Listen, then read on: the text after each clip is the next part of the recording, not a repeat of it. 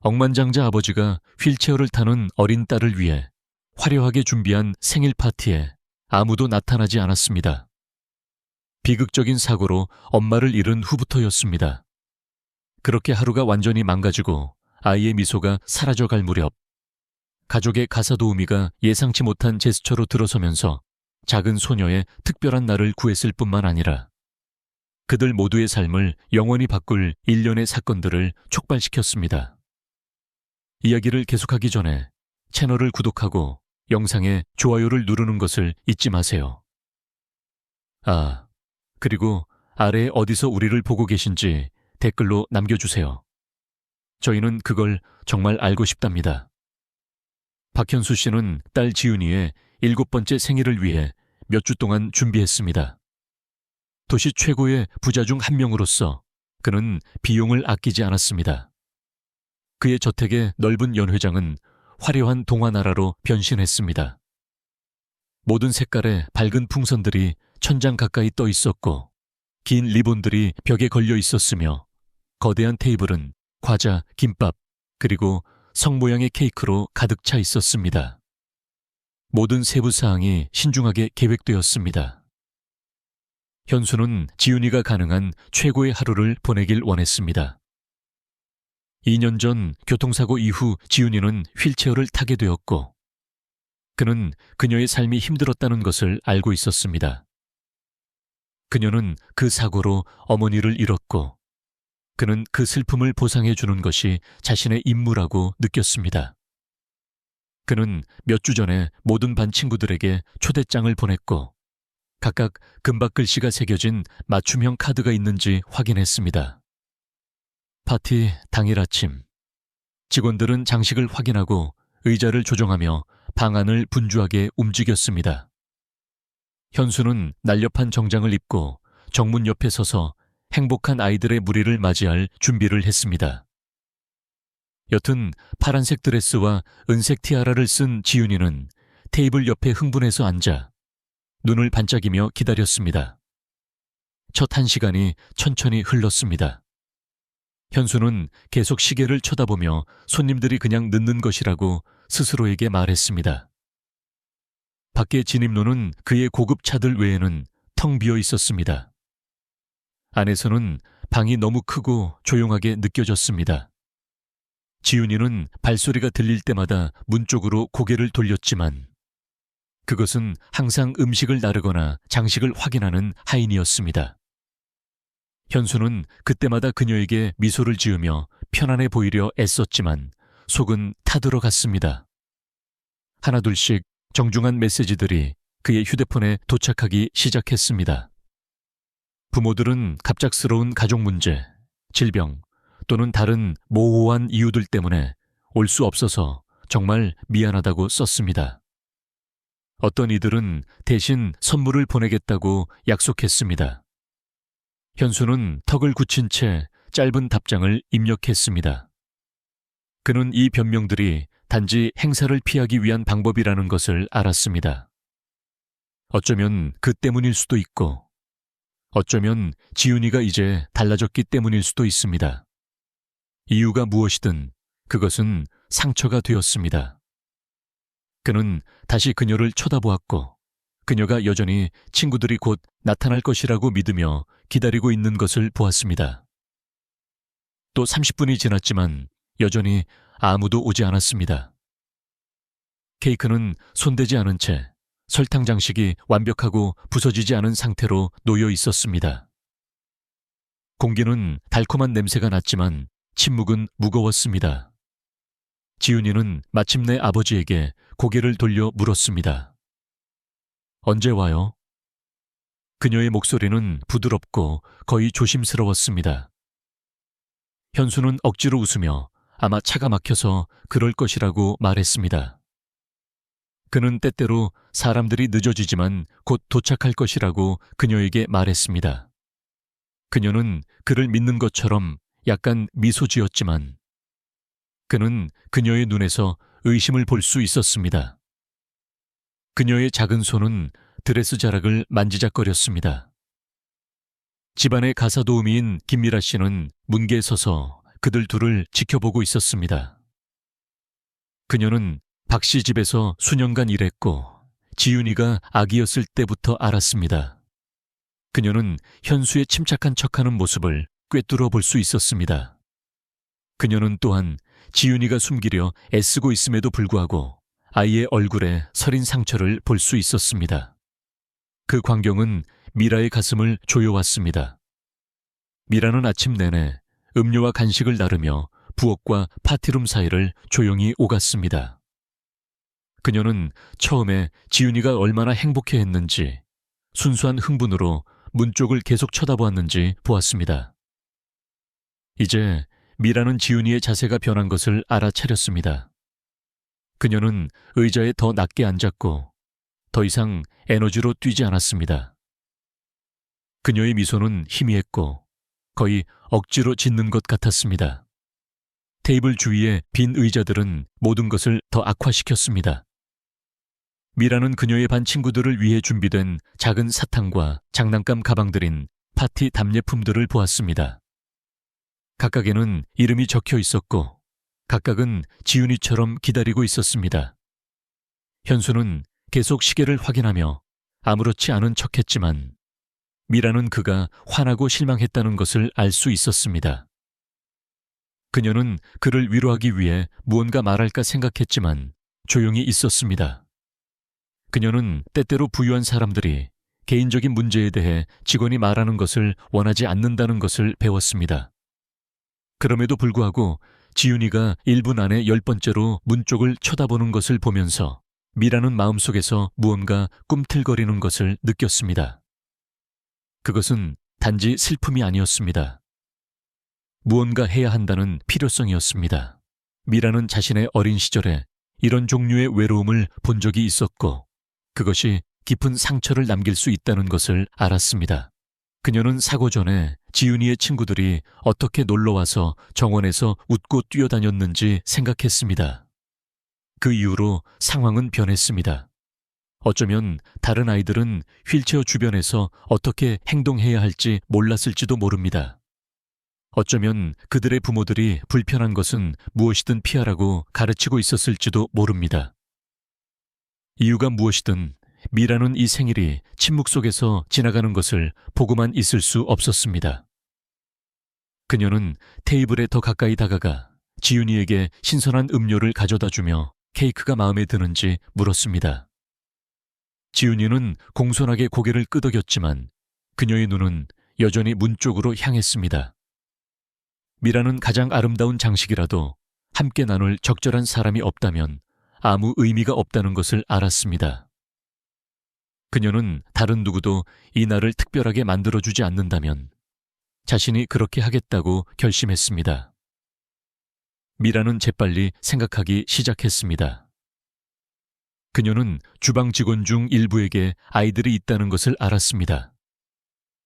어쩌면 그들에게 전화해서 바로 오라고 초대할 수 있을지도 모릅니다. 그들은 파티 복장을 하고 있지 않겠지만 그건 중요하지 않았습니다. 중요한 것은 지윤이에게 웃음과 우정으로 둘러싸여 있다는 느낌을 주는 것이었습니다. 미라는 또한 정원사의 아이들에게 함께하자고 요청하고 어쩌면 지윤이가 놀 수 있도록 가족의 개를 데려오는 것도 생각했습니다. 그녀는 정원에 작은 게임을 설치하고 사진을 찍고 진짜 생일 파티처럼 보이게 만드는 것을 상상했습니다. 그녀는 이미 누구든 오직 그녀를 위해 들어온다면 지윤이의 얼굴이 환해질 것을 상상할 수 있었습니다. 미라는 그 생각에 심장이 더 빨리 뛰는 것을 느꼈습니다. 그녀는 부자가 아니었습니다. 그녀는 현수처럼 거창한 자원을 가지고 있지 않았지만 사람들을 사랑받는다고 느끼게 하는 방법을 알았습니다.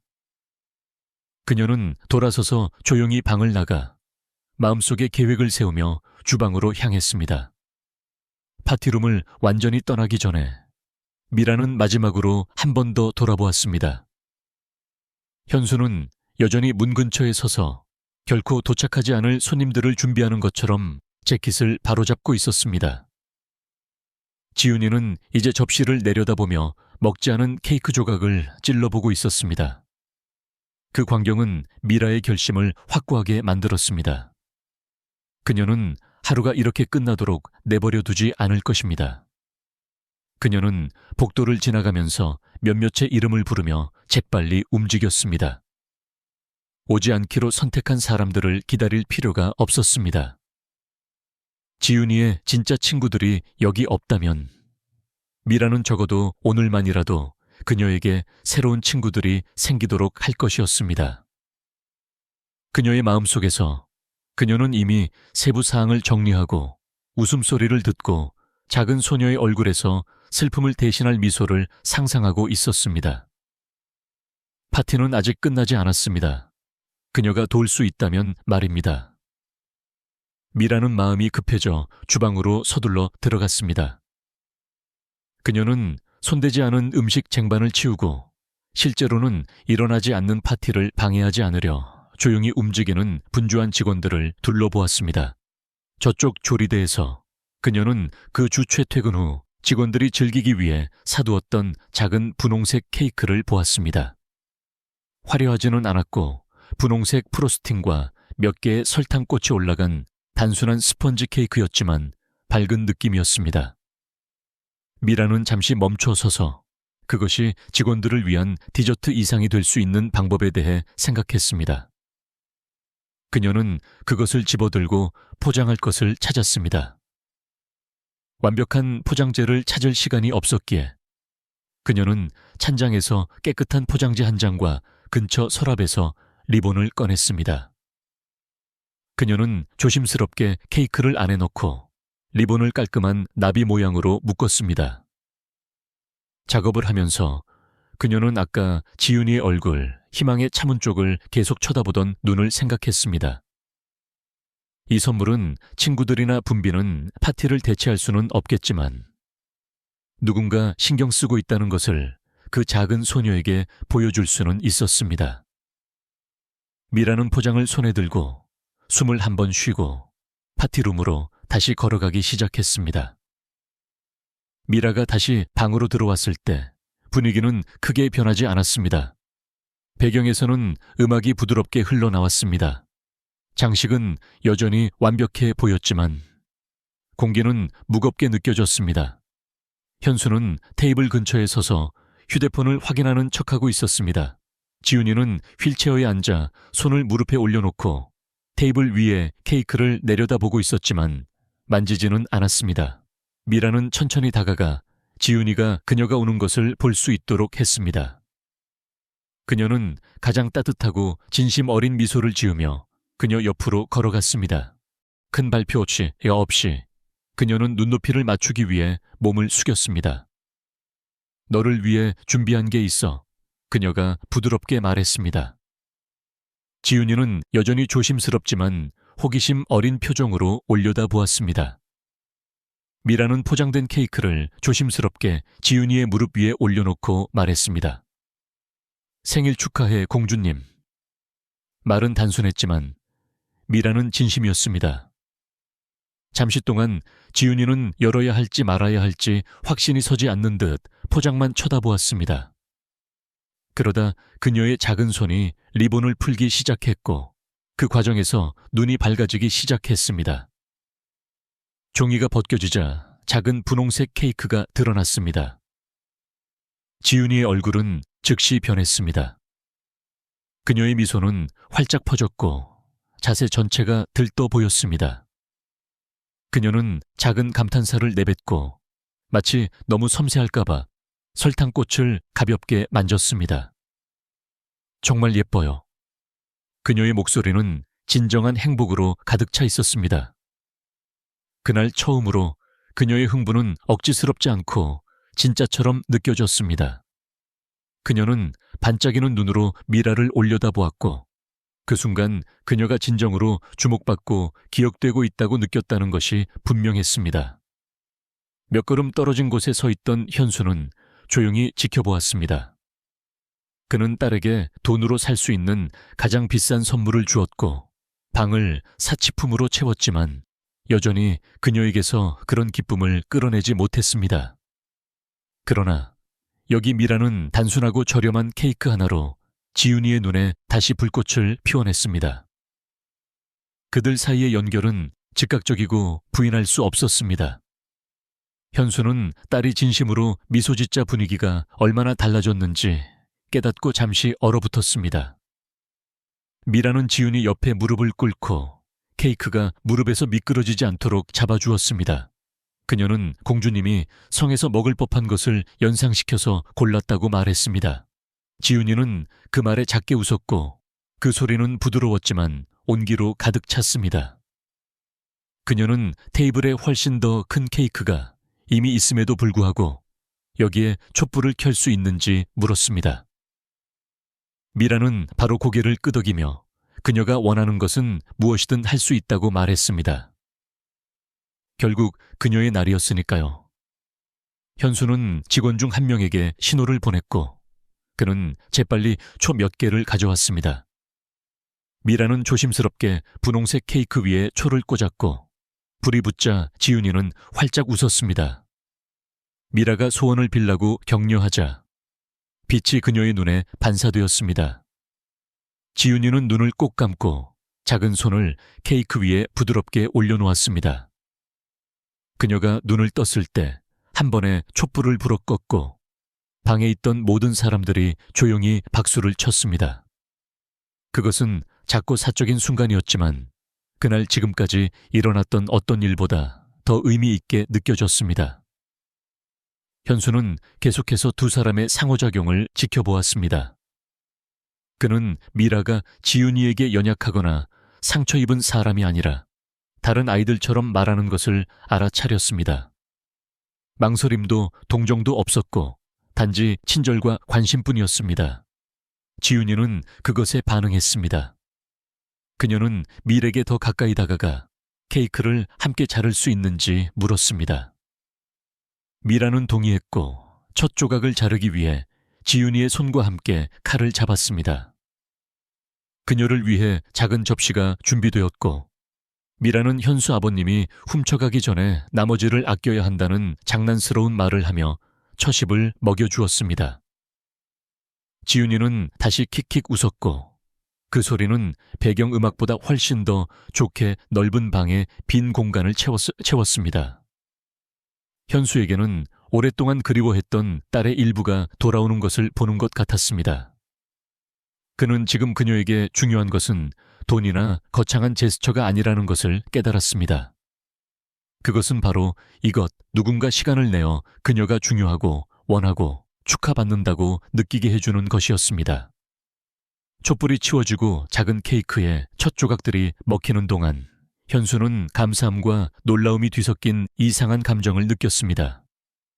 그는 집안을 원활하게 운영하고 직원을 관리하며 일상적인 일들이 문제없이 처리되도록 미라를 고용했습니다.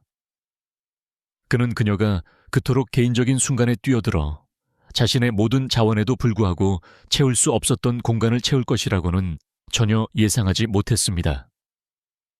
그러나 그녀는 여기 지윤이 옆에 앉아 그녀와 이야기하고 그녀의 말을 듣고 사고 전에는 보지 못했던 방식으로 그녀를 웃게 만들고 있었습니다. 주 테이블에 놓인 크고 비싼 케이크는 여전히 손대지 않은 채였지만 더 이상 중요해 보이지 않았습니다. 중요한 것은 미라를 향해 기댄 지윤이의 얼굴, 밝은 눈, 활짝 웃는 미소, 그리고 하루 종일보다 분명히 가벼워진 마음뿐이었습니다. 그리고 여전히 근처에 서 있던 현수는 그 장면에서 눈을 뗄 수 없었습니다. 그것은 그가 아주 오랫동안 기억할 것임이 분명한 것이었습니다. 미라는 크고 텅 빈 파티룸을 둘러보고는 이대로 둘 수 없다고 결심했습니다. 장식은 아름다웠지만 침묵이 모든 것을 슬프게 만들었습니다. 그녀는 눈을 반짝이며 지윤이에게 다가가 아이디어가 있다고 말했습니다. 그녀는 바로 이 집 안에서 자신들만의 공주님 퍼레이드를 할 수 있다고 설명했습니다. 지윤이는 고개를 갸웃하며 단둘이서 어떻게 그걸 할 수 있는지 물었습니다. 미라는 시익 웃으며 말했습니다. 두고 보면 알 거야. 그녀는 여분의 리본과 풍선이 쌓여있는 구석으로 가서 지윤이의 휠체어를 장식하기 시작했습니다. 그녀는 양쪽에 분홍색 리본을 묶고 등받이의 반짝이는 풍선 몇 개를 테이프로 붙였습니다. 그러고 나서 손잡이에 옅은 스카프를 드리워 마치 왕실의 덮개처럼 보이게 했습니다. 작업을 하면서 그녀는 지윤이에게 모든 공주님은 마차가 필요하다고 말했습니다. 그리고 오늘 그녀의 휠체어는 왕국에서 가장 마법 같은 마차가 될 것이라고 했습니다. 지윤이는 변신 과정을 지켜보며 눈이 환해졌습니다. 그녀는 손을 뻗어 리본을 만지고 활짝 웃었습니다. 미라가 뒤로 물러서며 마차가 준비되었습니다, 공주님. 하고 장난스럽게 절을 하자 지윤이는 파티가 시작된 이래 처음으로 웃음을 터뜨렸습니다. 마차가 완성되자 미라는 퍼레이드의 규칙을 설명했습니다. 그들은 방을 돌 것이고 지윤이는 상상 속의 왕실 신하들에게 손을 흔들 수 있었습니다. 미라는 휠체어 뒤에서 천천히 밀었고 지윤이는 우아하게 손을 들어 흔들었습니다. 왕실의 미소를 잊으면 안 되지요. 미라가 놀리자 지윤이는 다시 웃었습니다. 테이블 근처에서 조용히 지켜보던 현수는 그 장면에 이끌렸습니다.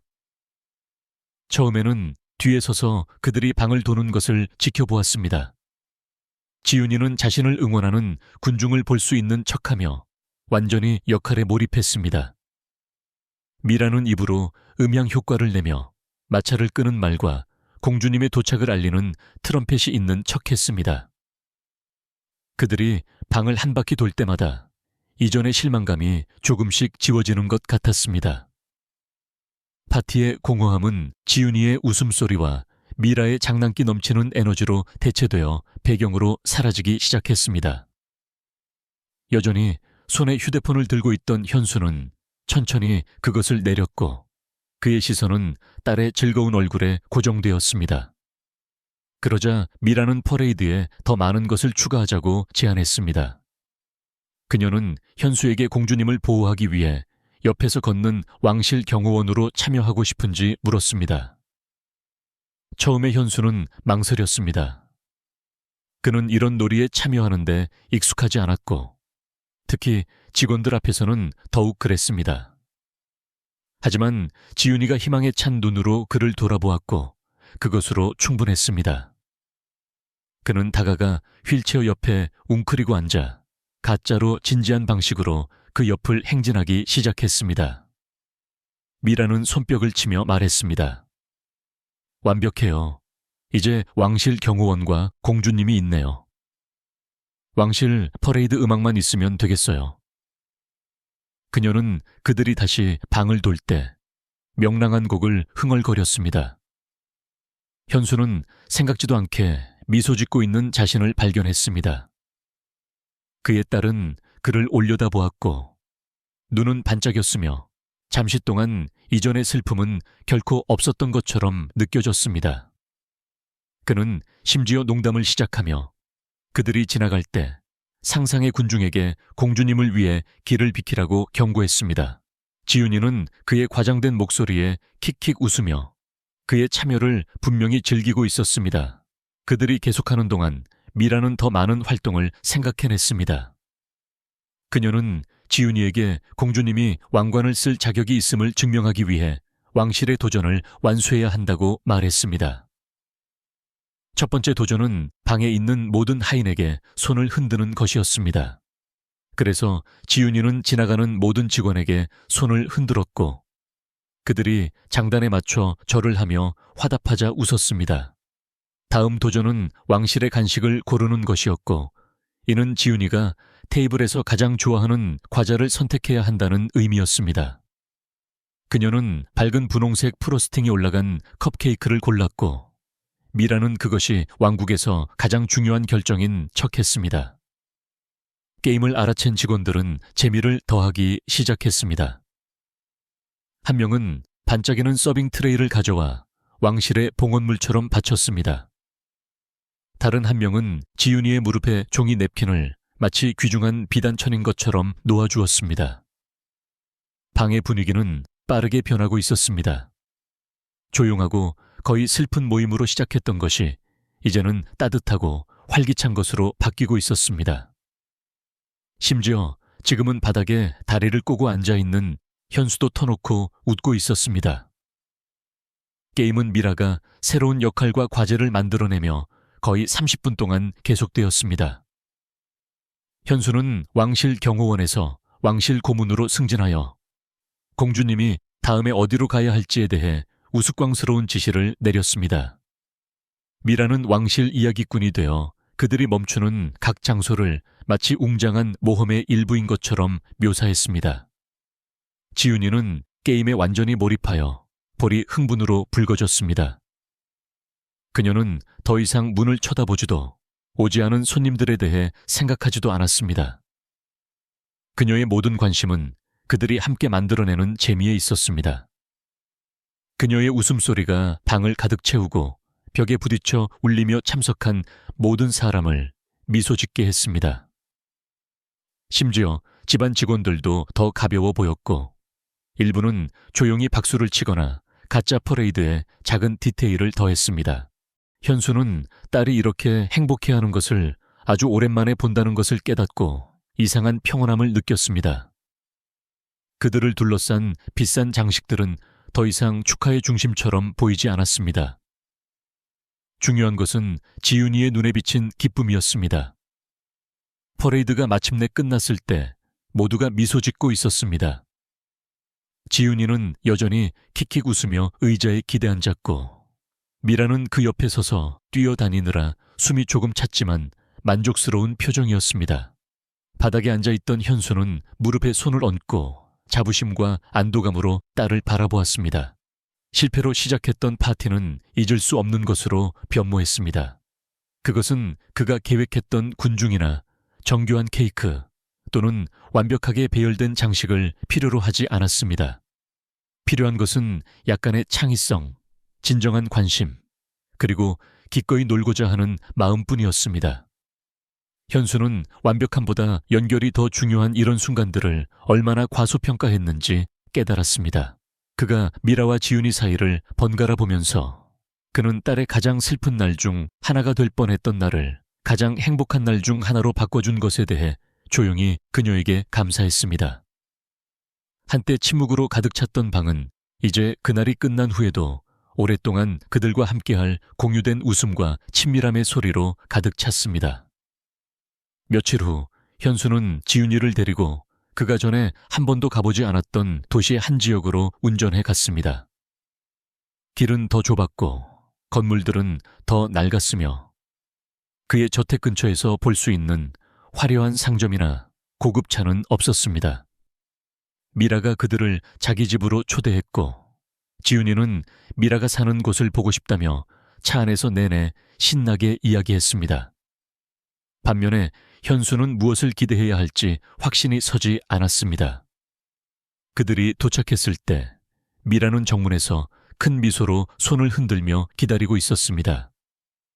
그녀의 집은 작고 부드러운 색으로 칠해져 있었고 주위에는 낮은 울타리가 있었습니다.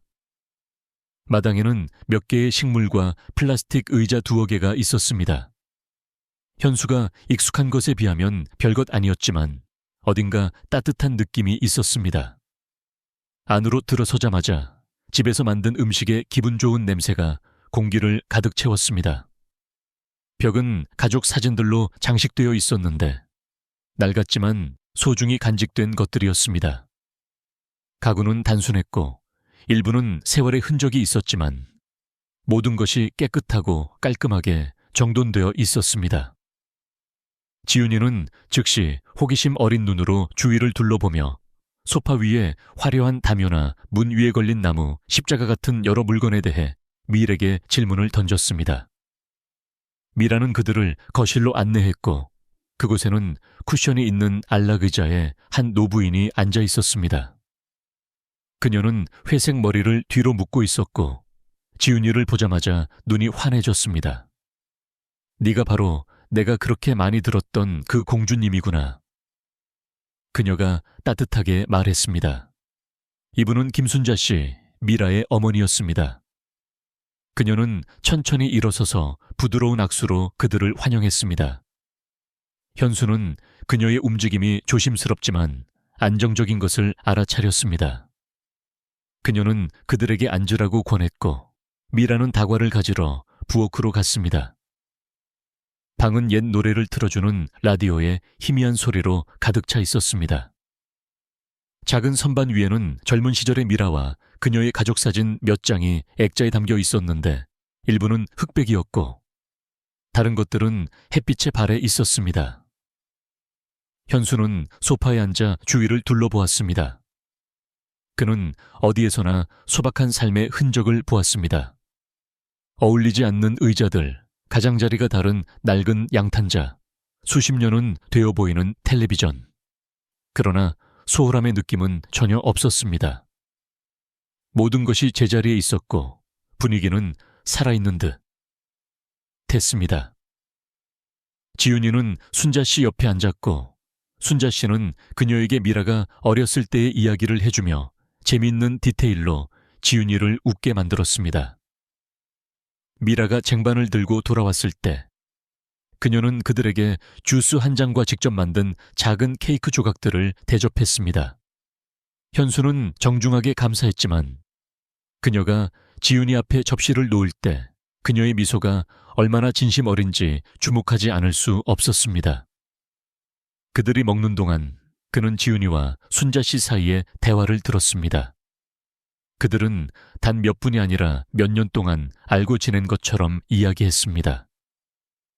현수는 미라가 방을 돌아다니며 더 많은 빛을 들이기 위해 커튼을 조정하고 의자 팔걸이에서 작은 스웨터를 집어들고 대화의 흐름을 방해하지 않으면서 어머니를 확인하는 모습을 지켜보았습니다. 이곳에는 그들만의 삶의 리듬이 있었고 그가 자신의 집에서는 좀처럼 느끼지 못하는 평온함이 있었습니다. 그는 자신의 저택에서 끊임없이 들려오는 소음, 방에서 방으로 움직이는 직원들, 전자제품의 윙윙거리는 소리, 전화벨 소리를 생각했습니다. 여기 침묵은 달랐습니다. 차갑거나 공허하지 않았습니다. 그것은 평화로웠고 컵이 부딪히는 소리, 부드러운 웃음소리, 누군가 걸어갈 때 바닥이 삐걱거리는 소리 같은 작고 의미 있는 소리들로 가득 차 있었습니다. 현수는 이 집이 호화롭지는 않지만 자신의 집이 갖지 못한 방식으로 풍요롭다는 것을 깨닫기 시작했습니다. 공기는 날씨 때문만이 아니라 사람들이 서로를 대하는 방식 때문에 따뜻했습니다. 미라는 모든 말에 존경과 애정을 담아 어머니에게 말했습니다. 순자 씨의 온화한 태도는 현수처럼 그런 환경에 익숙하지 않은 손님이라도 환영받는다고 느끼기 쉽게 만들었습니다. 그는 여기에는 서두름이 없고 더 많은 것을 하거나 누군가에게 깊은 인상을 주려는 끊임없는 압박이 없다는 것을 알아차렸습니다.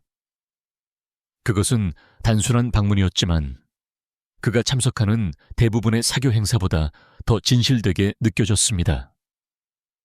지윤이도 그것을 느끼는 것 같았습니다. 그녀의 어깨는 편안했고 계속 미소를 지었습니다. 그녀는 심지어 곧 다시 방문해도 되는지 물었습니다.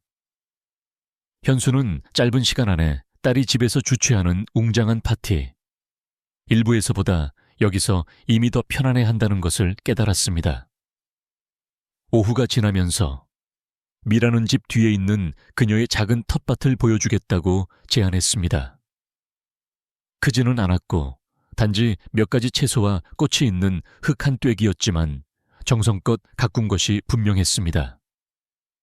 지윤이는 각 식물에 대해 질문했고 미라는 기쁘게 설명했습니다. 현수는 근처에 서서 그들을 지켜보았지만 깊이 생각에 잠겨 있었습니다. 그의 세계에서 정원은 전문가들에 의해 조경되고 손님들에게 깊은 인상을 주고 외관을 유지하기 위해 설계되었습니다. 여기서는 각 식물이 손으로 심어졌고 매일 물을 주었으며 전시용이 아니라 그것이 되돌려줄 수 있는 것 때문에 가치를 두었습니다. 그는 구석에 나무 그늘 아래 놓인 작은 벤치를 보았고 미라와 그녀의 어머니가 거기서 얼마나 많은 조용한 순간을 공유했을지 상상했습니다. 바로 그 순간 그는 편안함이 항상 비싼 것에서 오는 것이 아니라는 것을 이해했습니다. 그것은 그 뒤에 있는 의미에서 왔습니다. 마침내 떠날 시간이 되었을 때 순자 씨는 지윤이를 안아주고 와주어서 고맙다고 현수에게 말했습니다. 그녀의 목소리는 진심이었고 그녀의 감사는 억지스럽지 않았습니다. 차로 돌아가면서 현수는 마지막으로 한 번 더 어깨너머로 흘끗 보았습니다. 그는 문가에 서 있는 미라와 그녀 옆에 있는 어머니가 손을 흔들고 있는 것을 보았습니다. 차를 몰고 떠나면서 그는 만족감과 성찰이 뒤섞인 특이한 감정을 느꼈습니다. 그의 저택은 돈으로 살 수 있는 모든 것을 갖추고 있었지만 그 작은 집에서 방금 경험한 것과 같은 따뜻함은 없었습니다. 그는 행복이 사치나 완벽함에 관한 것이 아니라 그것을 함께 나누는 사람들과 서로에게 보여주는 존중에 관한 것임을 깨달았습니다. 그 생각은 그들이 미라의 동네를 떠난 후에도 오랫동안 그와 함께했고 그는 그것이 그들의 마지막 방문이 아닐 것임을 알았습니다. 현수 씨 회사의 회의실은 유난히 긴장감이 감돌았다. 긴 유리 테이블 주위에는 심각한 표정의 이사들과 고위 관리자들이 둘러 앉아 있었다. 그들 앞에는 숫자의 급격한 하락을 보여주는 재무보고서와 차트들이 펼쳐져 있었다. 현수는 테이블 상석에 앉아 최신 보고서를 넘겨보고 있었다. 회사는 지난 분기에 몇 년 만에 겪어보지 못한 큰 재정적 손실을 입었다. 어두운 정장의 키 큰 이사 중 한 명이 먼저 입을 열어 상황이 더 악화되는 것을 막기 위해 즉각적인 조치를 취해야 한다고 말했다. 다른 이들도 재빨리 동의했다. 제안된 해결책은 거의 즉시 나왔다. 가능한 모든 곳에서 비용을 절감하는 것이었다.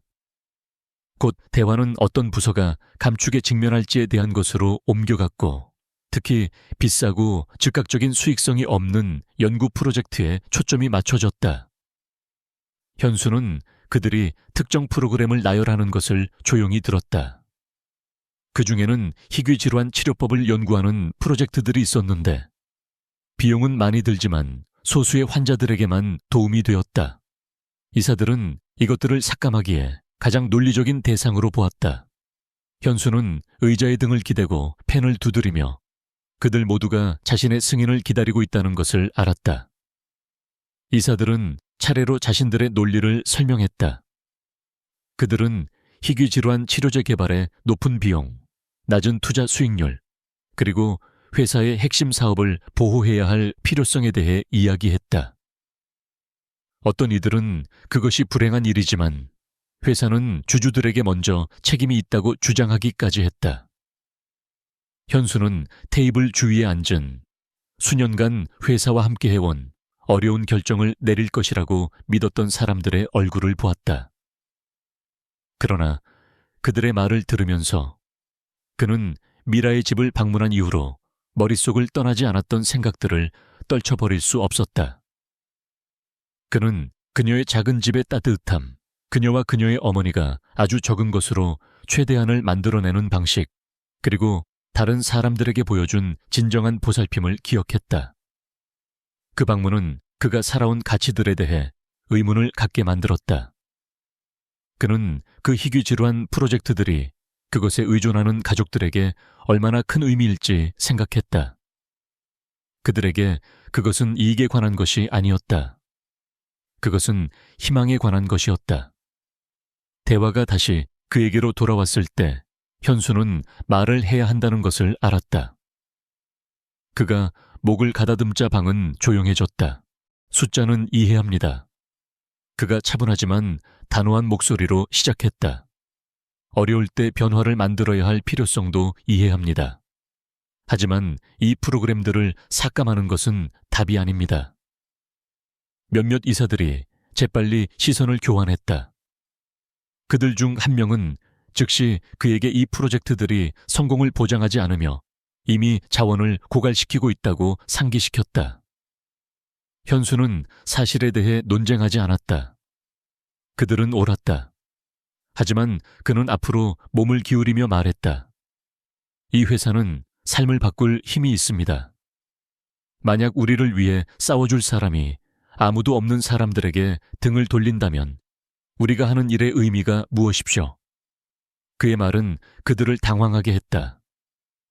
몇몇은 불편하게 자리를 고쳐 앉았고 다른 이들은 그가 진심인지 확인하려는 듯 그저 그를 쳐다보았다. 현수는 멈추지 않았다. 그는 펀딩을 삭감하는 대신 희귀질환 연구에 대한 투자를 늘리고 싶다고 말했다. 반응은 즉각적이었다. 대부분의 얼굴에 충격이 서렸고 몇몇은 노골적으로 불만을 표시하며 얼굴을 찡그렸다. 그것은 누구나 그가 말할 것이라고 예상했던 것과 정반대였다. 한 이사가 앞으로 몸을 기울이며 분명히 좌절한 듯 말했다. 현수 대표님, 모든 존경을 담아 말하지만 지금은 자선을 베풀 때가 아닙니다. 우리는 회사를 구하려고 하고 있습니다. 다른 이사도 동의하며 그런 움직임이 시장에서의 우리 위치를 더욱 손상시킬 수 있다고 덧붙였다. 현수는 들었지만 흔들리지 않았다. 그는 도움이 필요한 사람들을 돕는 것은 자선이 아니라고 설명했다. 그것은 회사가 진정한 목적을 이행하는 것이었다. 그는 그들의 명성이 단지 이익뿐만 아니라 신뢰와 영향력 위에 세워졌다는 것을 상기시켰다. 만약 우리가 지금 가장 취약한 사람들을 버린다면, 그가 말했다.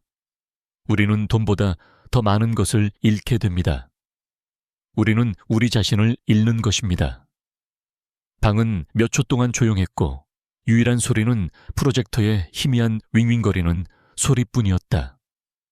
몇몇 이사들은 그의 눈을 피했고 다른 이들은 불신과 짜증이 섞인 눈으로 그를 보았다. 그들이 납득하지 못했다는 것은 분명했다. 그럼에도 불구하고 현수는 자신의 마음이 정해졌다는 것을 알았다. 그는 미라의 단순하지만 강력한 행동들을 생각했고 이것이 그 교훈을 기리는 자신의 방식, 즉 이익보다 사람을 선택하는 것임을 깨달았다. 토론은 금세 격렬해졌다. 몇몇 이사들은 해고와 투자자 신뢰 상실 가능성을 경고했다. 다른 이들은 시장이 재정적 수익 없이는 도덕적 결정을 보상하지 않을 것이라고 주장했다. 현수는 모든 요점을 들었지만 그의 입장은 변하지 않았다. 그는 리더십이란 단지 손익계산서 이상의 것을 책임지는 것을 의미한다고 그들에게 상기시켰다.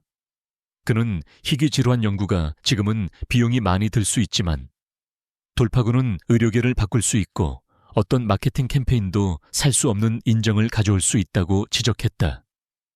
그의 어조는 꾸준했지만 그의 목소리에는 결정이 협상의 대상이 아니라는 것을 분명히 하는 단호함이 묻어났다. 그가 말할수록 방 안의 긴장감은 커져갔다. 서류가 뒤섞이고 의자가 삐걱거리고 몇몇은 큰 한숨을 내쉬었다. 하지만 현수는 모든 것을 무시했다. 그는 저 밖에서 소식을 기다리며 누군가가 자신들을 위해 계속 싸워줄 만큼 충분히 신경 써주기를 바라는 가족들을 생각했다. 그 이미지는 그에게 자신의 입장을 고수할 결의를 주었다. 회의가 끝날 무렵 현수는 공식적으로 발표했다.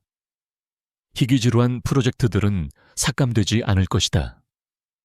사실 더 많은 자금을 지원받게 될 것이다. 그 발표는 방 안에 충격의 파문을 일으켰다.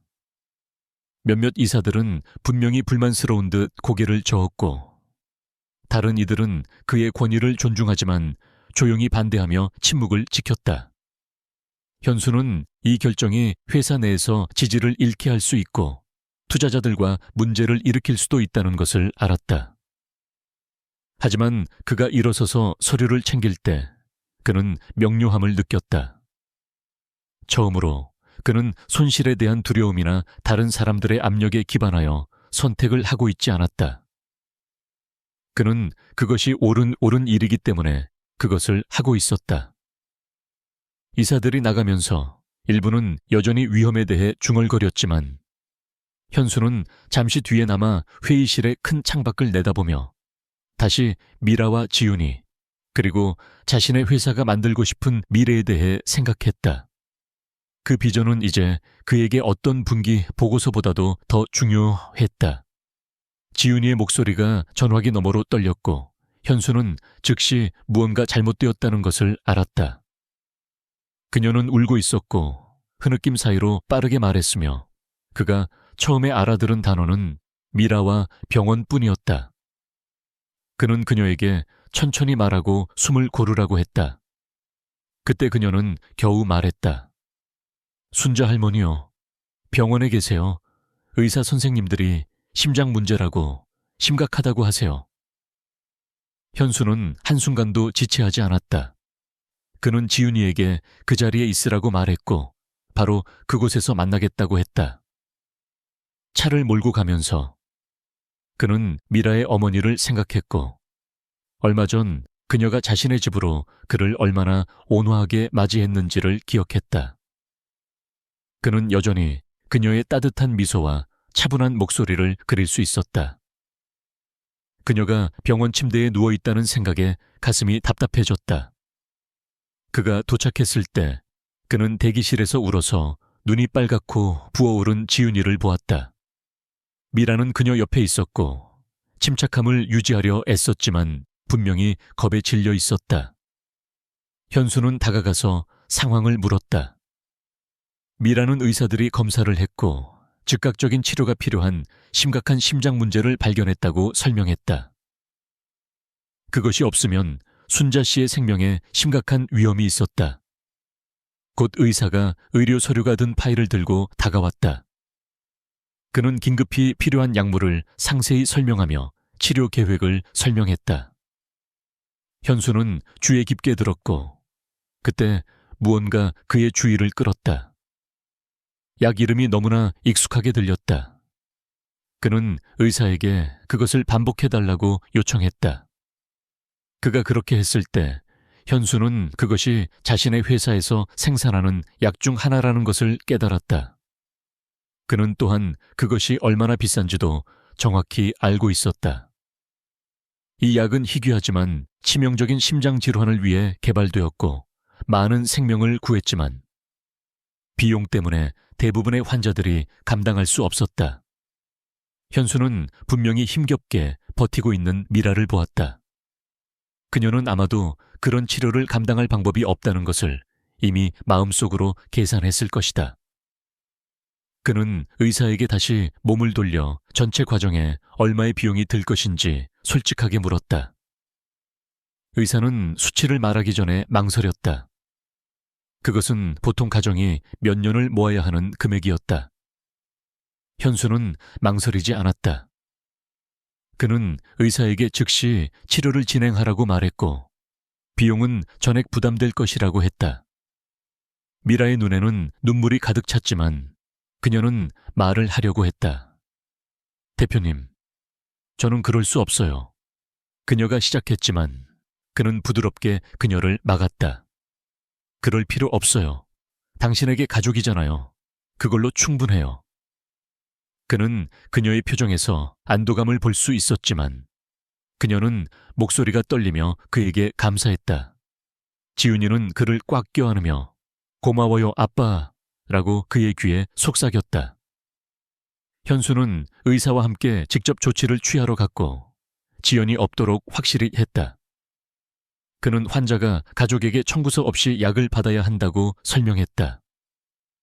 의사가 고개를 끄덕이고 떠나자 현수는 병원 복도에 잠시 서서 이 약이 필요하지만 감당할 수 없는 다른 얼마나 많은 사람들이 같은 상황에 처해 있을지 생각했다. 그 생각은 그를 깊이 불안하게 했다. 그는 생명을 구하는 치료법을 만드는 사업을 구축했다. 그러나 그 치료법들은 그것들을 가장 필요로 하는 많은 사람들에게는 손이 닿지 않는 곳에 있었다. 그 모순이 갑자기 용납할 수 없게 느껴졌다. 대기실로 돌아와 현수는 미라와 지윤이 옆에 앉았다. 그는 약이 오고 있으며 의사들이 1시간 내에 치료를 시작할 것이라고 그들을 안심시켰다. 미라는 그의 손을 꽉 잡았고 그것은 많은 것을 말해주는 간단한 제스처였다. 그들이 기다리는 동안 현수는 휴대폰을 꺼내 비서에게 전화했다. 그는 그녀에게 다음 날 전사적인 발표를 예정하라고 지시했다. 그는 이미 무슨 말을 하고 싶은지 알고 있었다. 여전히 그의 팔을 잡고 있던 지윤이는 호기심 어린 눈으로 그를 올려다보았고 그는 그녀에게 말했다. 다시는 누구도 이런 일을 겪지 않도록 할 거야. 미라는 놀란 듯 그를 쳐다보았지만 자세한 내용은 묻지 않았다. 그녀는 단지 어머니가 필요한 치료를 받게 될 것이라는 사실에 안도하는 것 같았다. 간호사가 와서 약이 도착했고 치료가 시작되고 있다고 알렸을 때 미라는 참고 있던 긴 숨을 내쉬었다. 다음 날 현수는 공개 성명을 위해 녹화하는 카메라 앞에서 회사의 고위 직원들 앞에 섰다. 그는 미라의 어머니에게 일어난 일과 생명을 구하는 약의 비용이 너무나 많은 가족들이 직면하는 장벽이라는 것을 설명하며 시작했다. 그러고 나서 그는 자신의 결정을 분명히 밝혔다. 그날부터 회사가 생산하는 약이 필요하지만 감당할 수 없는 환자는 누구나 무료로 받게 될 것이다. 방 안에서 웅성거림이 일었다. 어떤 이들은 충격을 받았고 다른 이들은 불확실해했다. 하지만 현수는 멈추지 않았다. 그는 자신들의 일이 그것을 필요로 하는 모든 사람에게 도달하도록 보장할 도덕적 책임이 있으며 단지 돈을 낼 수 있는 사람들뿐만이 아니라고 확신에 차서 말했다. 그는 이것이 이익에 영향을 미칠 것이고 일부 주주들이 저항할 것이라는 것을 알았지만 신경 쓰지 않았다. 병원에서 어머니가 살아남을지 확신할 수 없었던 미라의 모습이 그의 마음에 새겨졌고 그는 단지 돈 때문에 다른 누구도 그 두려움에 직면하게 놔두지 않겠다고 다짐했다. 발표 후 환자, 가족, 그리고 회사에 자부심을 느끼는 일부 직원들까지 모든 곳에서 메시지가 쏟아지기 시작했다. 현수는 그중 몇 개를 직접 읽었고 각각이 그가 올바른 선택을 했다는 것을 상기시켜 주었다. 병원에서는 미라가 순자 씨의 상태에 대해 그에게 최신 정보를 알려주었다. 치료가 효과가 있었고 의사들은 낙관적이었다. 그날 저녁 현수가 방문했을 때 순자 씨는 깨어 있었고 말을 할 수 있었다. 그녀는 여전히 목소리가 약했지만 감사함이 가득한 목소리로 그에게 부드럽게 감사했다. 현수는 그녀에게 감사할 필요가 없으며 그녀가 나아지고 있어서 기쁠 뿐이라고 말했다. 그녀의 침대 옆에 서서 그는 이 결정이 얼마나 개인적인 것이 되었는지를 깨달았다. 단지 사업가로서가 아니라 인간으로서 그것은 정책이나 이미지에 관한 것이 아니었다. 그것은 사람들에 관한 것이었고 가격표 때문에 누구도 살 기회를 거부당하지 않도록 하는 것에 관한 것이었다. 그리고 그날 밤 병원을 떠나면서 현수는 몇 년 동안 느끼지 못했던 조용하지만 강한 목적의식을 느꼈다. 현수가 들어서자 회의실은 긴장된 얼굴들로 가득 찼다. 길고 광택나는 테이블 주위에는 주주들과 고위 이사들이 둘러 앉아 있었는데 일부는 서로 속삭이고 있었고 다른 이들은 노골적인 불만으로 그를 쳐다보고 있었다. 공기는 평소보다 무겁게 느껴졌고 현수는 그 이유를 알았다. 감당할 수 없는 환자들에게 무료로 약을 제공하기로 한 그의 최근 결정은 회사의 많은 투자자들 사이에서 큰 반발을 일으켰다. 그가 앉기도 전에 나이든 주주 중 한 명이 날카롭게 말했다.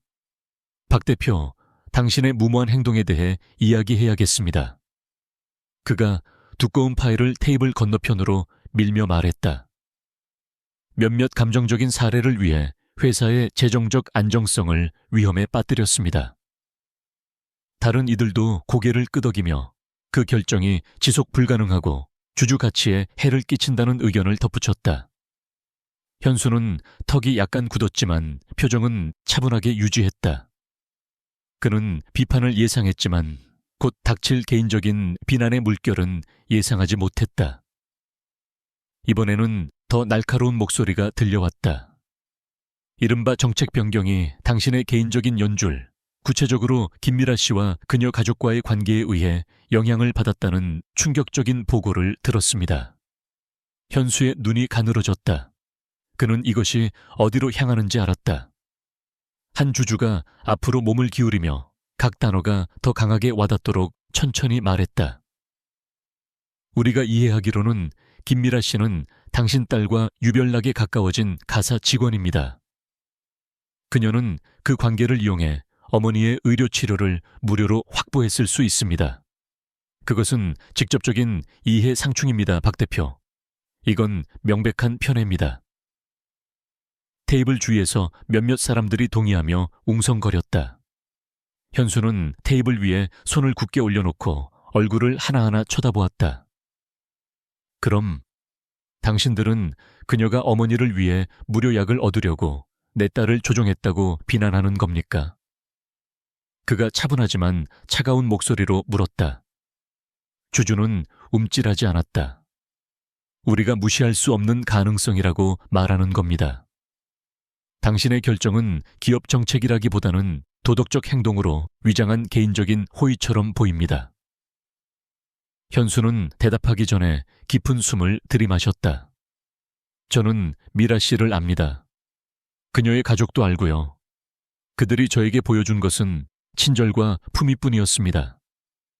그녀 어머니의 상황은 위급했고 저는 그런 상황에 처한 누구에게나 했을 일을 했을 뿐입니다. 그의 어조는 단호했지만 비난은 분명히 그를 화나게 했다. 토론은 일부 주주들이 재무 예측에 집중하는 동안 계속되었고 다른 이들은 계속 미래계로 되돌아갔다. 한 명은 심지어 전체 무료 약물 이니셔티브가 단지 반발에 직면하지 않고 그녀의 가족을 돕는 것을 정당화하기 위한 방법이라고 제안했다. 현수는 그것을 단호하게 거부했다. 이것이 한 가족에 관한 것이라고 생각한다면 당신들은 주의를 기울이지 않은 겁니다. 이것은 자신들의 생명을 구할 수 있는 치료법을 감당할 수 없는 수많은 사람들에 관한 것입니다. 그의 말은 잠시 방을 조용하게 만들었지만 긴장감은 금세 돌아왔다. 몇몇 이사들은 분명히 그를 지지하며 동의의 뜻으로 고개를 끄덕였지만 다른 이들은 회의적인 시선을 교환했다. 의장이 마침내 개입하여 이 회의가 현수가 CEO로 계속 재직할지 여부를 결정하기 위한 것이기도 하다는 점을 모두에게 상기시켰다. 투표는 토론 직후에 있을 것이라고 그는 말했다. 현수는 의자의 등을 기댔고 그의 표정은 읽을 수 없었지만 속으로는 다음에 올 어떤 것에든 대비하고 있었다. 그는 자신의 입장이 이사회 내에서 적을 만들었다는 것을 알았고 위험에 대해 순진하지 않았다. 투표할 시간이 되었을 때 각 이사들은 차례로 자신의 결정을 던졌다. 방은 서류가 뒤섞이는 소리와 이름이 불리는 소리 외에는 조용했다. 현수는 주위를 둘러보지 않았다. 그는 결과가 집계되는 것을 들으며 테이블에 시선을 고정했다. 최종 집계가 발표되었을 때 결과는 분명했다. 그는 단 한 표 차이로 자신의 직위를 유지하게 될 것이었다. 안도감과 경계심이 그를 휩쓸었다. 그는 자신의 역할을 지켰지만 차이가 너무 적어서 거의 경고와 같았다. 몇몇 주주들은 눈에 띄게 실망한 표정이었고 다른 이들은 조용히 안도하는 듯했다. 의장은 문제가 일단락되었다고 발표했지만 현수는 남아있는 적대감을 느낄 수 있었다. 이것은 그가 긴장을 풀 수 있게 해주는 승리가 아니었다. 그것은 그의 위치가 이제 끊임없이 감시받고 있다는 것을 상기시켜주는 것이었다. 회의 후 현수는 일어서서 천천히 서류를 챙겼고 몇몇 주주들이 여전히 그를 지켜보고 있다는 것을 알았다. 몇몇은 다가와 차갑고 정중한 악수를 건넸고 다른 이들은 그를 아예 피했다. 그를 지지했던 한 이사가 속삭였다. 옳은 일을 했지만 조심하세요. 다음번엔 당신을 밀어낼 어떤 이유든 찾고 있을 겁니다. 현수는 고개를 끄덕이며 그들에게 감사했지만 그의 생각은 이미 다른 곳에 있었다. 그는 자신에 대해 걱정하지 않았다. 그는 이 끊임없는 압력이 회사에서 만들고 싶은 변화에 어떤 영향을 미칠지 걱정했다.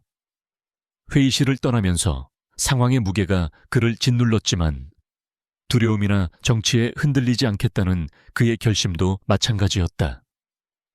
사무실로 돌아와 현수는 책상에 앉아 창밖을 내다보았다.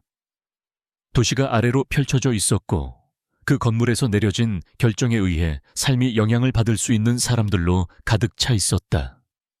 그는 지윤이, 미라, 그리고 병원에서 회복 중인 순자 씨를 생각했다.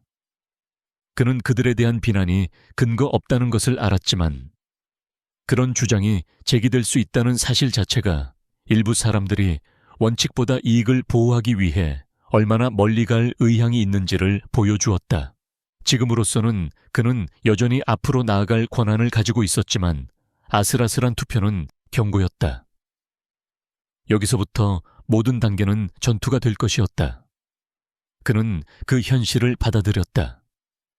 만약 옳은 것을 지키는 것이 그 회의실에 홀로 서 있는 것을 의미한다면 그렇게 할 것이다. 의심과 적대감의 목소리는 더 커질지 모르지만 그가 내린 선택이나 그 선택을 한 이유를 바꾸지는 못할 것이다. 어느 날 저녁 미라는 현수에게 중요한 이야기가 있다며 집으로 초대했다.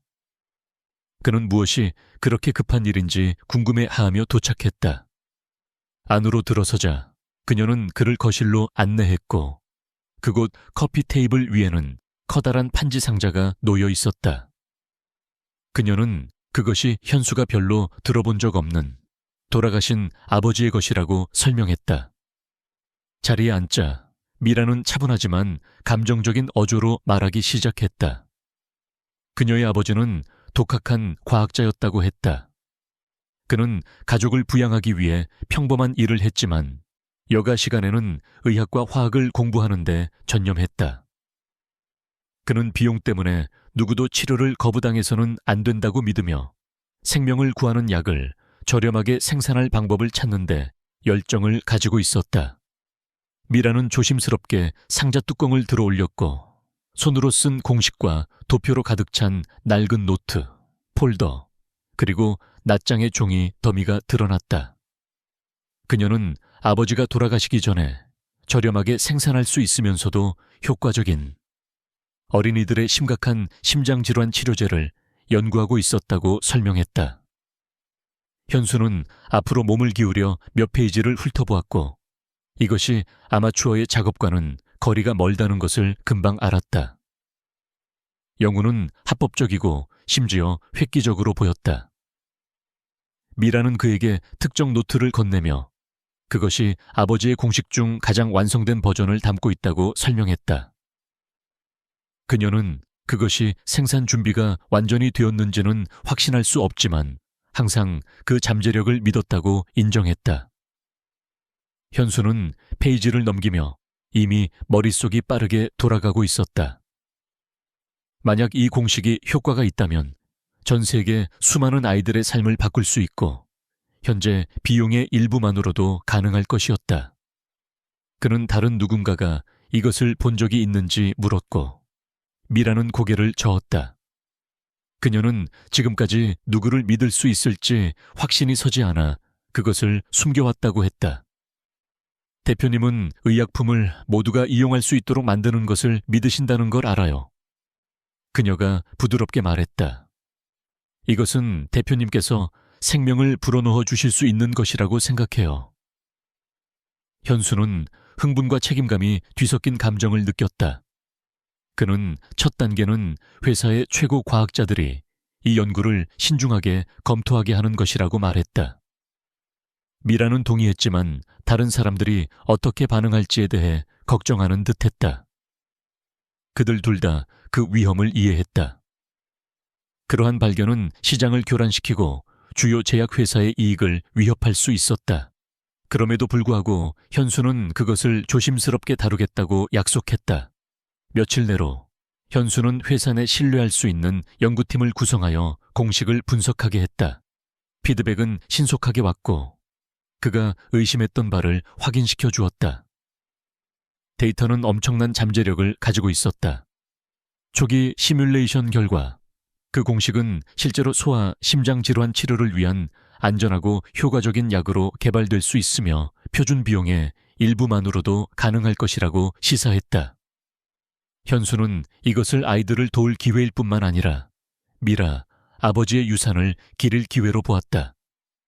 그러나 그는 저항에 부딪힐 것을 알고 있었다. 더 저렴하고 효과적인 약은 기존의 고수익 약물을 위협할 수 있었다. 그는 이사회가 그 가치를 볼 수 있기를 바라며 연구를 발표하기로 결정했다. 발표는 몇몇 이사들이 관심을 보이면서 순조롭게 시작되었지만 예상 가격대가 화면에 나타나자마자 분위기가 바뀌었다. 일부 이사들은 불안한 시선을 교환했고 다른 이들은 메모를 휘갈겨 썼다. 몇몇은 특허 소유권과 시장 영향에 대해 날카로운 질문을 던졌다. 현수는 그 변화를 알아차리고 그가 두려워했던 저항이 시작되었음을 깨달았다. 회의 직후 회사 내에서 소문이 퍼지기 시작했다. 일부는 현수가 개인적인 이익을 위해 검증되지 않은 공식을 밀어붙이고 있다고 주장했다. 다른 이들은 미라와의 관계가 그의 판단에 영향을 미치고 있다고 시사했다. 비공개적으로 고위 임원들은 그 연구를 계속하는 것이 잠재적인 재정적 손실을 감수할 가치가 있는지 의문을 제기하기 시작했다. 현수는 더 많은 과학적 증거를 제시하며 회의론에 맞서려 했지만 반대파는 이미 마음을 굳힌 듯했다. 실험실 테스트 지연, 서류 분실, 그리고 추가 개발을 위한 자원 확보에 설명할 수 없는 장애물 등 사보타주에 대한 속삭임이 수면 위로 떠오르기 시작했다. 현수는 이것들이 우연이 아니라고 의심했다. 그는 이 프로젝트가 업계 내, 심지어 자신의 회사 내에서도 너무 많은 기득권을 위협한다는 것을 알았다. 그럼에도 불구하고 그는 그것을 포기하기를 거부했다. 그에게 이것은 이웃 마진을 보호하는 것이 아니라 생명을 구하고 한 사람의 업적을 기리는 것에 관한 것이었다. 현수에게 별다른 예고 없이 이사회가 긴급 회의를 소집했을 때 긴장은 최고조에 달했다. 그가 들어섰을 때 분위기는 싸늘했다. 의장은 공식 처리, 미라와의 관계, 그리고 무허가 지적 재산 사용의 잠재적 법적 위험에 대한 우려가 제기되었다고 설명했다. 현수는 미라가 아버지의 연구에 대한 권리를 가지고 있으며 기꺼이 그에게 맡겼다고 주장했다. 그는 과학이 건전하고 이점이 부인할 수 없다고 지적했지만 방에 있던 많은 사람들은 가능한 재정적 결과에 대신 초점을 맞추며 동요하지 않았다. 격렬한 토론 끝에 의장은 결정을 발표했다.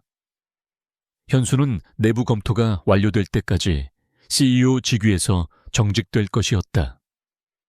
그 소식은 그에게 큰 충격을 주었지만 그는 겉으로는 침착함을 유지했다. 그는 이것이 합법성에 관한 것이 아니라는 것을 알았다. 그것은 그들의 이익에 부합하지 않기 때문에 생명을 구할 수 있는 발견을 묻으려는 사람들에 관한 것이었다. 그날 그가 건물을 떠났을 때 상황의 무게가 그를 무겁게 짓눌렀다. 그는 적어도 일시적으로 이 약을 현실로 만들 수 있는 위치에서 제거되었다. 그러나 미라가 그에게 보인 신뢰와 그녀의 아버지가 그의 연구에서 보여준 결의를 생각하면서 그는 포기하는 것이 선택사항이 아니라는 것을 알았다. 정직이든 아니든 그는 연구를 보호하고 그것이 개발되는 것을 볼 방법을 찾을 것이었다. 싸움은 단지 과학을 위해서만이 아니라 언젠가 그것에 의존하게 될 수많은 아이들을 위해 개인적인 것이 되었다. 그가 거리로 나섰을 때 그는 휴대폰을 꺼내 여전히 신뢰할 수 있다고 아는 사람들에게 전화를 걸기 시작했다. 이사회는 지금 당장은 회사 내에서 그를 침묵시켰을지 모르지만 그의 결의를 멈추지는 못했다. 어떤 식으로든 그는 미라, 아버지의 유산이 이루어지는 것을 볼 것이었다. 결정적인 회의 날이 왔고 현수는 그것이 자신의 CEO로서의 미래뿐만 아니라 미라 아버지 연구의 운명을 결정할 것임을 알았다. 그는 혼자 맞서지 않기로 결정했다. 그날 아침 그는 지윤이와 미라를 데리러 갔고 그들이 싸우고 있는 것에 인간적인 면을 보여주기 위해 둘 다 그곳에 있기를 원한다고 설명했다. 세 사람은 함께 회사 본사에 도착했고 로비에 있는 직원들로부터 호기심 어린 시선을 받았다. 회의실에는 이사들이 이미 앉아 있었고 그들의 얼굴에는 호기심과 회의감이 뒤섞여 있었다. 현수는 테이블 상석에 자리를 잡았지만 즉시 말을 시작하지는 않았다. 대신 그는 미라를 소개하며 그녀가 누구이며 그녀 아버지의 연구가 얼마나 중요한지를 간략하게 설명했다. 미라는 깔끔하게 정리된 폴더를 들고 차분한 자신감으로 앞으로 나섰다. 그녀는 저렴한 치료법을 만들고자 했던 아버지의 헌신과 그가 심장 약물 공식에 쏟아부은 수년간의 노력을 설명하며 시작했다. 그녀의 목소리는 꾸준했지만 그녀가 말하는 모든 단어에 깊이 몰두하고 있음이 분명했다. 이사회는 정중하게 들었지만 일부 이사들은 여전히 의심스러운 표정을 짓고 있었다. 그러자 현수는 지윤이에게 말할 것을 청했다. 그녀는 연구 문서의 작은 버전을 들고 방 앞으로 휠체어를 타고 나갔다. 그녀는 미라와 그녀의 가족이 그녀의 인생에서 가장 외로운 시기 중 하나에 어떻게 친절을 보여주었는지에 대해 이야기했다. 그녀는 자신만의 간단한 말로 이 이야기 단지 페이지 위에 숫자에 관한 것이 아니라고 설명했다. 그것은 아이들에게 가족이 파산하지 않고 살 기회를 주는 것에 관한 것이었다. 그녀의 진심은 차트가 결코 할 수 없었던 방식으로 방의 주의를 사로잡았다. 몇몇 이사들은 앞으로 몸을 기울이며 이제 분명히 더 몰입했다. 현수는 그녀의 말이 재정적 논쟁만으로는 닿을 수 없는 곳을 건드리고 있다는 것을 알았기에 방해 없이 그녀가 말을 마치도록 두었다. 지윤이가 자리로 돌아가자 현수는 다음 사람을 소개했는데 그는 소아 심장학 분야의 업적으로 잘 알려진 매우 존경받는 의사였다. 의사는 일어서서 자신이 독립적으로 공식과 관련 연구를 검토했다고 설명했다. 그녀는 그것의 과학적 타당성을 확인하고 수많은 어린 생명을 구할 수 있는 잠재력을 설명했다. 그러고 나서 의사는 이전에 저항을 부추겼던 재정적 우려를 다루기 위해 화제를 전환했다. 그녀는 명확한 차트와 직설적인 언어를 사용하여 합리적인 비용으로 이 약을 생산하는 것이 어떻게 더 많은 환자에게 도달할 수 있기 때문에 여전히 상당한 이익을 낳을 수 있는지를 설명했다. 그녀는 처음에는 수익성이 없어 보였지만 더 넓은 시장에 서비스를 제공했기 때문에 꾸준한 수입원이 된 다른 치료법들과 비교했다. 이사들은 그녀가 장기적인 수익 성장 예측 데이터를 제시하는 것을 면밀히 지켜보았다. 몇몇은 메모를 했고 심지어 현수의 가장 강력한 비판자들 중 일부도 생각에 잠긴 표정이었다. 의사는 이것이 도덕성을 위해 이익을 희생하는 경우가 아니라고 강조했다. 그것은 둘 다를 달성할 수 있는 드문 기회였다. 그녀는 여러분은 수학과 치료의 미래를 바꿀 기회를 가졌으며 동시에 업계에서 회사의 위치를 강화할 수 있습니다. 라고 결론지었다. 그녀의 신뢰성은 방에 있는 누구도 그녀의 말을 무시하기 어렵게 만들었다. 그러고 나서 현수는 이사회에 직접 연설했다. 그는 감정이 이 프로젝트를 추진하는 데 역할을 했다는 것을 인정했지만 이제 결정은 명확하고 검증 가능한 증거에 달려있다고 강조했다. 그는 그들에게 의료 분야에서 회사의 혁신과 리더십의 역사를 상기시키며 인도주의적 및 재정적 잠재력을 모두 가진 프로젝트에서 등을 돌리는 것은 그들의 사명을 배반하는 것이라고 주장했다. 그는 회사의 명성 또한 저렴한 아동 심장치료 분야의 돌파구를 이끌어냄으로써 크게 이익을 얻을 수 있으며 잠재적으로 개발 비용을 상쇄할 파트너십과 보조금의 문을 열 수 있다고 지적했다. 그는 잠시 멈추어 그의 말의 무게가 스며들도록 한 후 결론지었다. 이것은 선행과 성공 사이에서 선택하는 것에 관한 것이 아닙니다. 이것은 우리가 둘 다 할 수 있고 해야 한다는 것을 증명하는 것에 관한 것입니다. 그가 말을 마친 후 몇 초 동안 방은 조용했다. 그러자 의장은 투표를 요청했다. 현수, 미라, 그리고 지윤이가 침묵 속에서 기다리는 동안 각 이사들은 자신의 결정을 던졌다. 분위기는 긴장되었지만 현수는 몇 주 만에 가장 자신감을 느꼈다.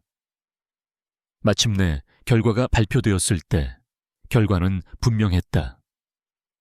이사회는 프로젝트를 진행하고 현수를 CEO로 복직시키기로 투표했다. 방안에는 눈에 띄는 변화가 있었다. 일부 이사들은 미소를 지으며 정중한 축하를 건네기도 했다. 의장은 발표와 증거가 설득력 있는 주장을 했다고 인정했다. 그는 과학적 검증, 재정적 실행 가능성, 그리고 개인적인 증언의 조합이 이사회의 관점을 바꾸었다고 언급했다. 미라는 안도하는 표정이었다. 지윤이는 활짝 웃었고 현수는 작지만 진심 어린 미소를 지었다. 회의 후 그들이 회의실을 걸어 나오면서 현수는 미라와 지윤이 모두에게 자신을 지지해준 것에 대해 감사했다. 그는 그들의 존재가 모든 차이를 만들었다고 말했다. 미라는 그것이 단지 그의 싸움이 아니라고 대답했다. 그것은 그녀 아버지의 업적을 기리고 전 세계의 아이들을 돕는 것에 관한 것이었다. 지윤이는 힘든 상황에서도 포기하지 않은 아빠가 자랑스럽다고 덧붙였다. 그 순간 현수는 새로운 목적의식을 느꼈다. 프로젝트는 구해졌고 그의 지위는 확보되었으며 회사는 진정으로 삶을 바꿀 수 있는 길에 막 들어서려 하고 있었다.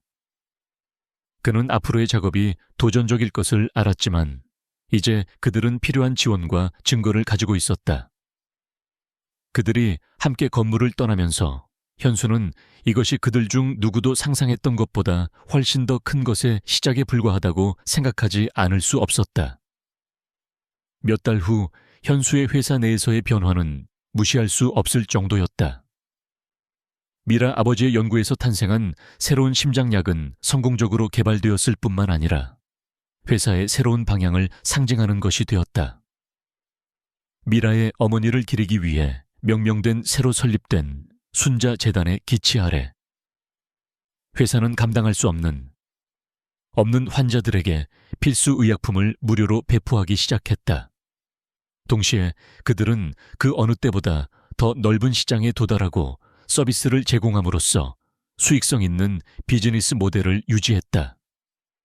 분기 보고서는 기록적인 가치 평가를 보여주었고 한때 현수의 결정이 회사를 망칠 것이라고 주장했던 많은 비평가들을 침묵시켰다. 이제 전적으로 지지하는 이사회는 수익성과 사회적 책임 사이의 균형을 칭찬했다. 직원들은 재정적으로 성공할 뿐만 아니라 세상에 실질적인 변화를 만들어내는 회사의 일원이라는 것에 자부심을 느끼며 더 동기부여된 것 같았다. 다른 희귀 질환에 대한 저렴한 치료법에 초점을 맞춘 새로운 프로젝트들이 구체화되기 시작했고 각각은 접근성에 대한 동일한 약속을 담고 있었다. 기업 문화는 현수가 항상 바랐던 방식으로 변화하고 있었고 결정은 재정적 이득만큼이나 윤리와 연민에 의해 인도되었다. 그것은 더 이상 단지 시장 점유율에 관한 것이 아니었다. 그것은 영향력에 관한 것이었다. 사무실 내부의 분위기는 1년 전과는 달랐다. 부서들은 더 공개적으로 협력했다. 직원들은 재단을 통해 자원봉사 프로그램에 참여했다. 그리고 개인의 역할을 넘어서는 공동의 사명감이 있었다. 현수는 종종 건물을 거닐며 사람들이 서로를 더 따뜻하게 맞이하고 회의가 내부 정치보다는 창의적인 문제 해결에 더 집중되어 있음을 알아차렸다. 심지어 회사의 대외 이미지도 바뀌었다. 언론 매체들은 그들의 혁신적인 제품뿐만 아니라 공정성과 접근성에 대한 헌신에 대해서도 그들의 작업을 다루기 시작했다. 환자와 가족들은 감사의 편지를 보냈고, 현수는 그 변화가 모든 도전을 감수할 가치가 있었다는 것을 상기시키기 위해 그중 많은 것을 사무실에 보관했다. 미라는 재단 내에서 역할을 맡아 배포 프로그램을 감독하고 가장 필요한 사람들을 돕는다는 원래의 사명이 모든 결정의 중심에 남아있도록 보장했다. 리더십 스타일의 변화가 이익뿐만 아니라 회사에 바로 그 심장에 영향을 미쳤다는 것이 현수에게는 분명했다. 집에서의 변화도 마찬가지로 의미가 있었다. 지윤이는 종종 미라와 그녀의 어머니를 방문했고 가족들 간의 유대는 더욱 강해졌다. 그녀는 집에 와서 현수에게 재단을 통해 만난 사람들에 대한 이야기를 해주었다. 이제 생명을 구하는 치료법을 이용할 수 있게 된 아이들. 더 이상 약값과 식비 사이에서 선택할 필요가 없는 부모들. 어느 날 오후 그들이 정원에 앉아 있을 때 지윤이는 그에게 깊은 인상을 남긴 생각을 나누었다. 아빠, 그녀가 말했다. 미라 이모네 가족은 이미 세상 최고의 약을 알아냈어요. 현수는 호기심에 차서 그녀에게 무슨 뜻이냐고 물었다. 지윤이는 미소를 지으며 대답했다. 진심 어린 정칭이요. 그게 그분들이 저를 처음 만난 날부터 저에게 주신 약이에요. 그녀의 말은 단순했지만 현수는 그 말 속에서 진실을 느꼈다. 그가 겪었던 모든 이사회 싸움, 늦은 밤, 그리고 그가 감수했던 위험들이 이 이해로 이어졌다. 그것은 단지 약을 생산하는 것에 관한 것이 아니었다.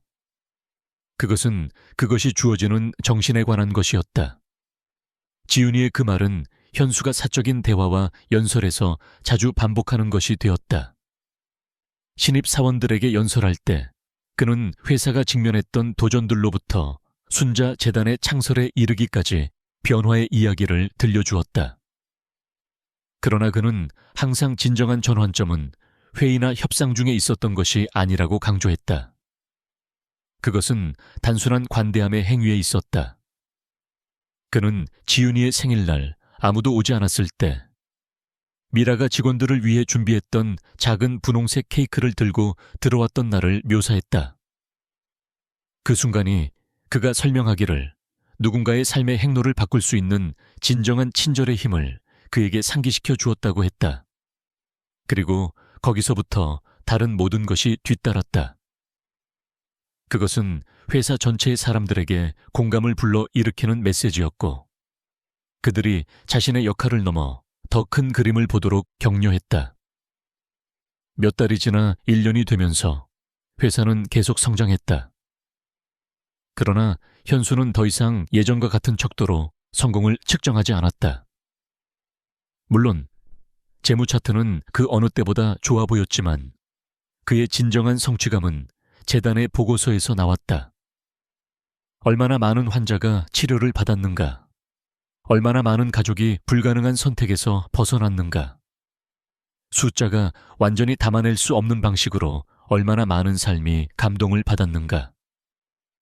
이사회는 물론 여전히 이익에 대해 논의했지만 눈에 띄는 변화가 있었다. 이제 영향력 보고서는 수익 예측만큼이나 토론에서 큰 비중을 차지했다. 재정적 안정성과 인간적 책임 사이의 이 균형은 회사의 결정적인 특징이 되어 경쟁사들과 차별화되었다. 현수는 그것이 완벽하지 않다는 것을 알았다. 앞으로도 도전 과제는 여전히 있었지만 방향은 분명했고 그것은 올바른 것이었다. 돌이켜보면 현수는 그 여정이 얼마나 예상 밖이었는지 종종 생각했다. 그는 텅 빈 생일 파티, 손대지 않은 장식, 그리고 지윤이의 조용한 실망을 기억했다. 그는 미라가 단순한 케이크를 들고 앞으로 나서며 단지 디저트가 아니라 모든 것을 바꾼 관심과 배려의 순간을 제공했던 것을 기억했다. 그날은 이후의 모든 결정이 자라난 씨앗이었다. 어느 날 저녁 사무실에 서서 도시를 내려다보며 그는 진정한 성공이 분기별 수익이나 시장 지배력에 있는 것이 아니라는 것을 깨달았다. 그것은 변화된 삶, 회복된 희망, 그리고 친절한 행동을 통해 구축된 연결 속에 있었다.